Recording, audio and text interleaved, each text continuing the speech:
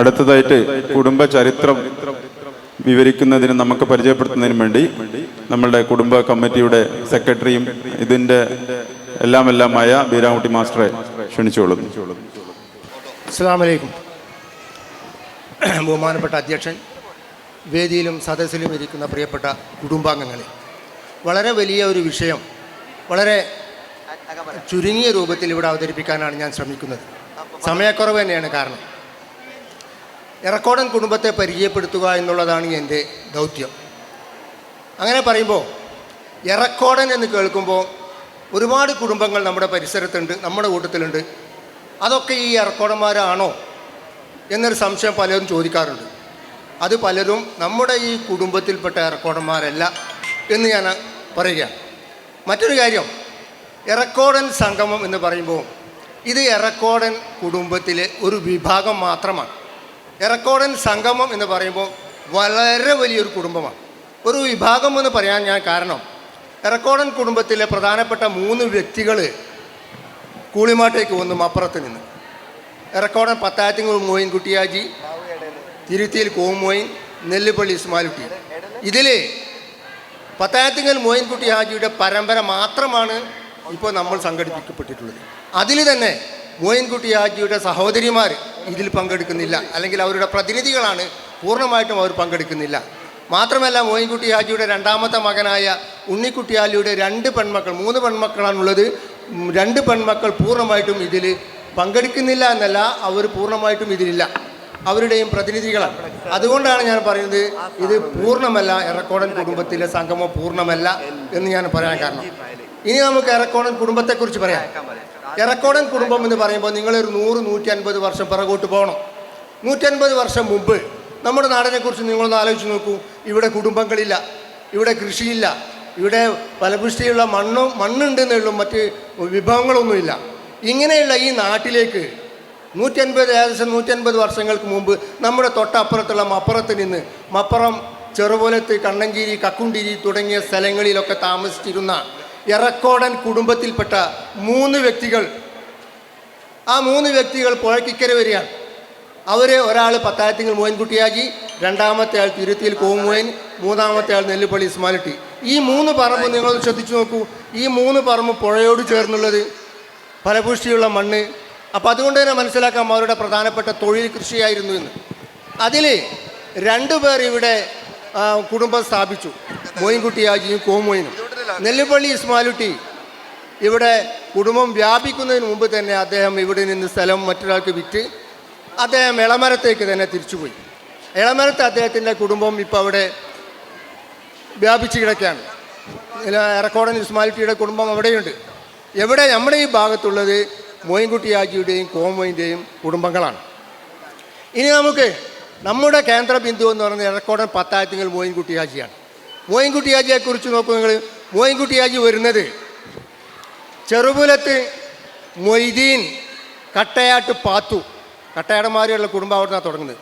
കട്ടയാട്ട് പാത്തു, ചെറുപുലത്ത് മൊയ്തീൻ എന്നവരുടെ മകനാണ് പത്തായത്തിങ്ങൽ മോയിൻകുട്ടി ഹാജി. പത്തായത്തിങ്ങൽ മോയിൻകുട്ടി ഹാജി കല്യാണം കഴിക്കുന്നത് ഓമശ്ശേരിയിൽ നിന്നാണ്. ഓമശ്ശേരിയിൽ നെല്ലിക്കോടൻ കലന്തൻ എന്നവരുടെ മകളെയാണ് മോയിൻകുട്ടി ഹാജി കല്യാണം കഴിക്കുന്നത്.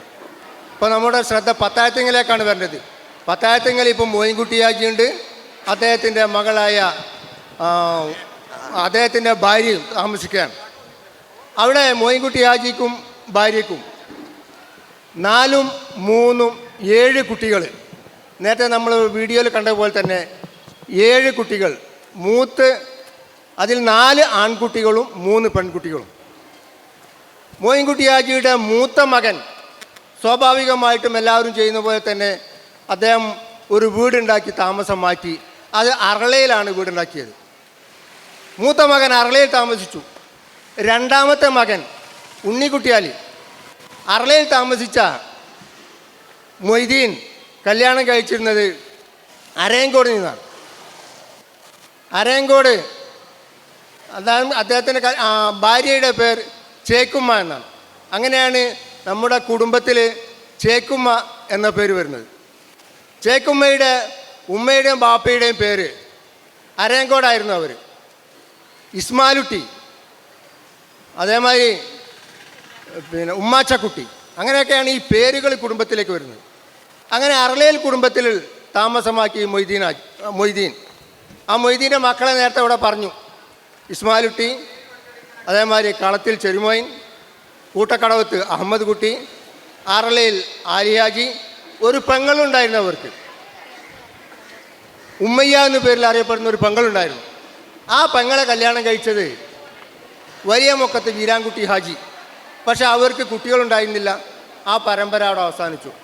ഈ മൊയ്തീൻ്റെ, അറളയിൽ മൊയ്തീൻ്റെ 4 ആൺകുട്ടികളുടെ പരമ്പരയാണ് ഇന്ന് നമ്മളുടെ കൂടെ സംഗമിച്ചിട്ടുള്ള ഒരു വിഭാഗം.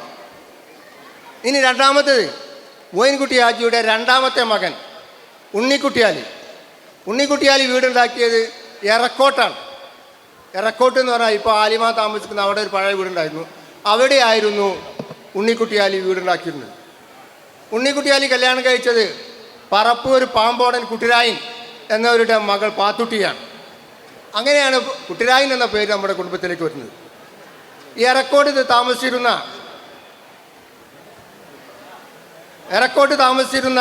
കാക്കങ്ങോട്ട് പോരും, ഇവിടെ നിന്നോ.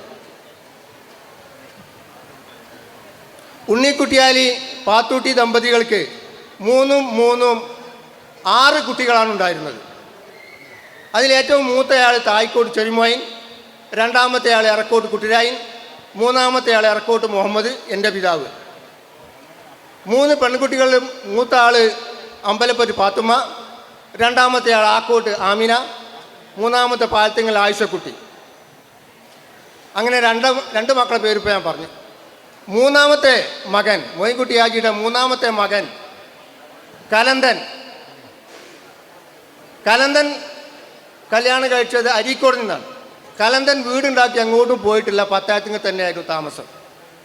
കലന്തൻ ഒരു പെൺകുട്ടി ഉണ്ടായിരുന്നു. കലന്തൻ്റെ പാത്തോമ്മ എന്ന പേരിൽ ഒരു പെൺകുട്ടി ഉണ്ടായിരുന്നു.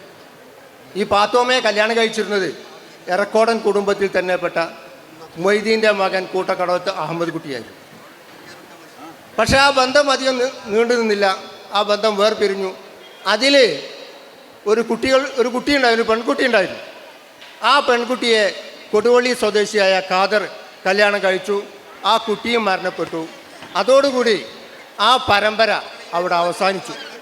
കലന്തൻ എന്ന മൊയ്ൻകുട്ടി ഹാജിയുടെ മൂന്നാമത്തെ മകൻ്റെ പരമ്പര അവിടെ അവസാനിച്ചു.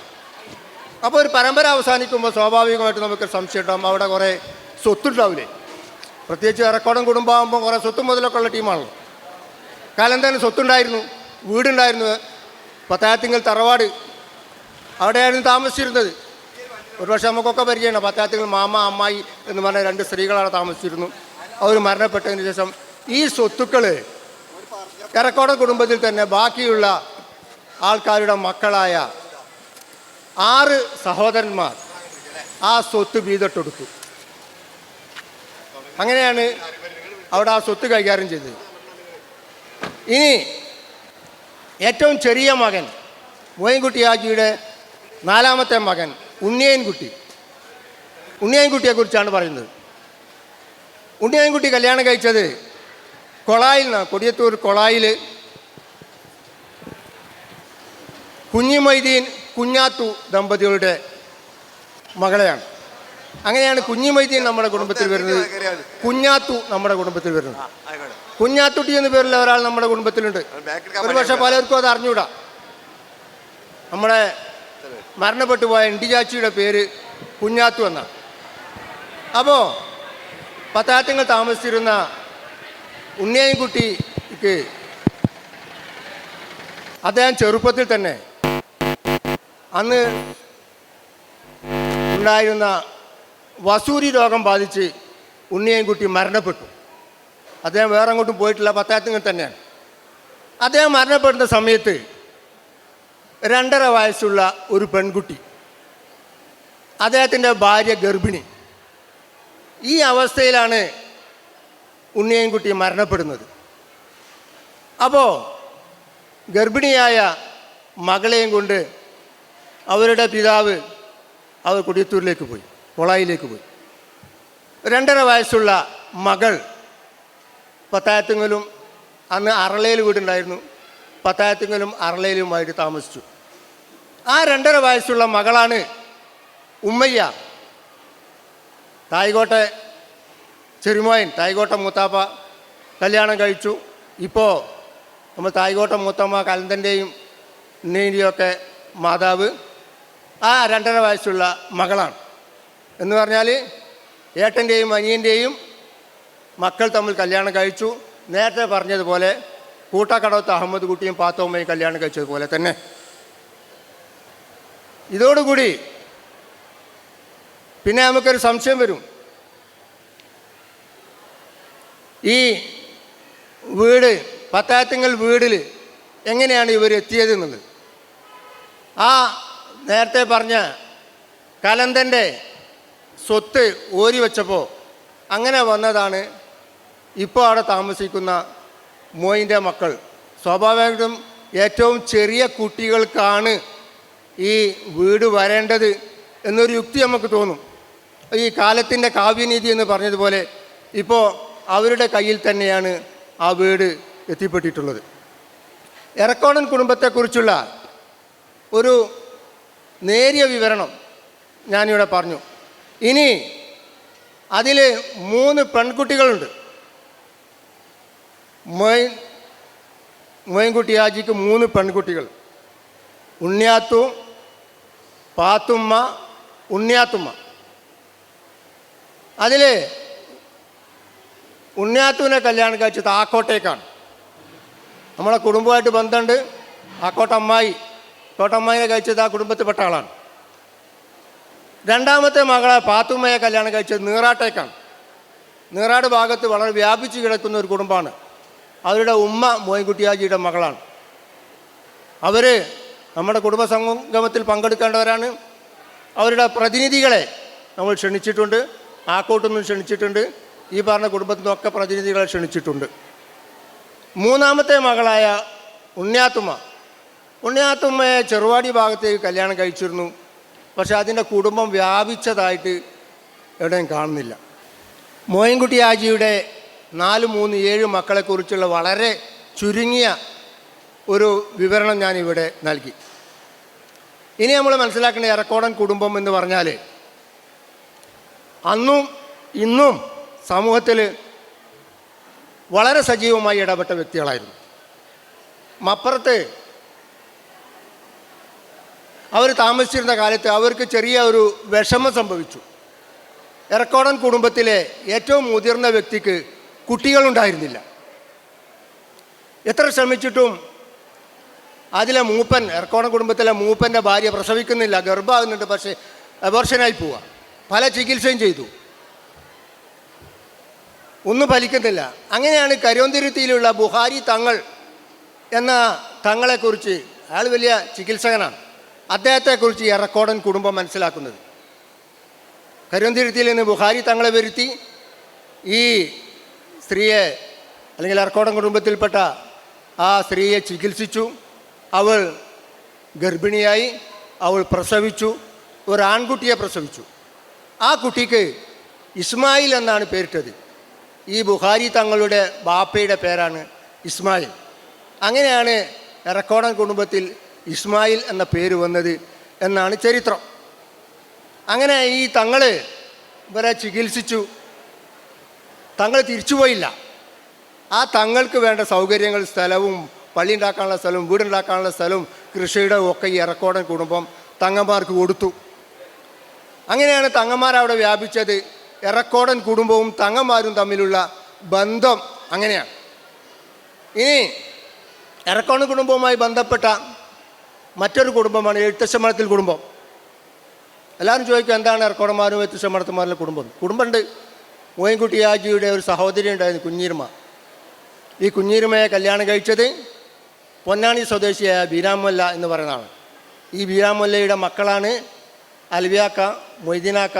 അവരുടെ മക്കളാണ് മഹമ്മദ് കാക്കയും ബീരാൻ കാക്കയും. അവരുടെ മക്കളാണ് ഇന്ന് നമ്മുടെ കൂടെ ഉള്ളത് എഴുത്തച്ഛമഠത്തിൽ കുടുംബം. അപ്പോൾ എഴുത്തച്ഛമഠത്തിൽ കുടുംബവും എറക്കോടൻ കുടുംബവും തമ്മിലുള്ള ബന്ധവും അങ്ങനെയാണ്.